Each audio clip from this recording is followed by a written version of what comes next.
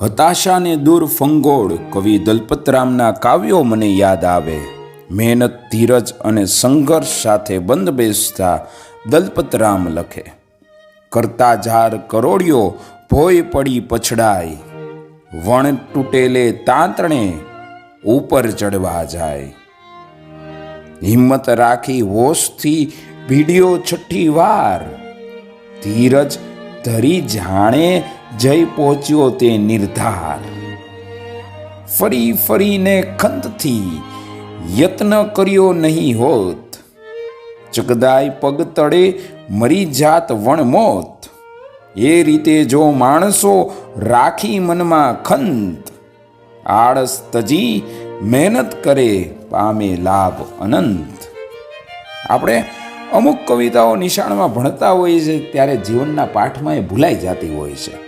આ 15 લાઈનમાં કેટલી બધી શુભ વાતો વાલા આમાં કહેવામાં આવી છે.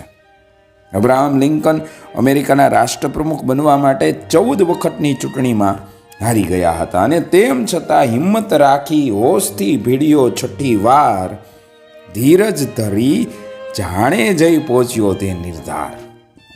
અને 15મી વખત ચૂંટણી લડીને એ અમેરિકાના રાષ્ટ્રપ્રમુખ છે એ બન્યા હતા અને અમેરિકા દેશના 16મા રાષ્ટ્રપ્રમુખ થયા.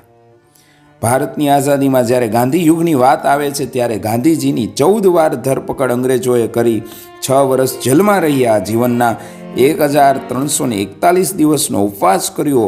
ચંપારણ સત્યાગ્રહ 1917, ખેડા સત્યાગ્રહ 1917-18, અસહકાર આંદોલન 1920-22, દાંડીકૂચ 1930, સવિનય કાનૂન ચળવળ, હિંદ છોડો 1942 અને છેલ્લે ભારત આઝાદ થયું.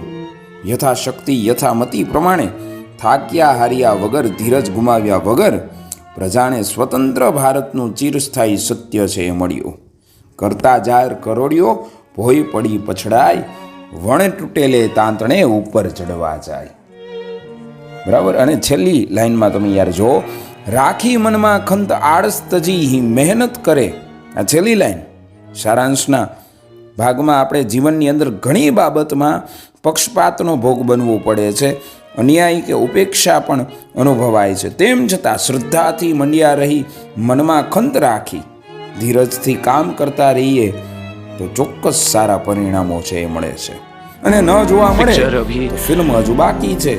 ઓમ શાંતિ ઓમનો એ શાહરૂખ ખાનનો એ ડાયલોગ પ્રખ્યાત યાદ રાખો કે દુનિયાના પ્રખ્યાત પિયાનો વાદક બીથોવનને કોઈ યુવાને પ્રશ્ન કર્યો હતો કે હું પિયાનો વગાડી શકું છું, ત્યારે બીથોવને તેની પ્રતિક્રિયામાં જવાબ આપ્યો હતો કે રોજની 16 કલાકની પ્રેક્ટિસ 40 વર્ષ સુધી કરવાની, ધીરજ ધણી ઝાડે જઈ તું પણ બીજો બીથોવન થઈ જઈશ. શુભ શરૂઆત વાર્તા વિથ નીરવ પર. પસંદ પડ્યું હોય તો અચૂકથી શેર કરજો. Subscribe now. નીરવ મંદિર ચલાવે.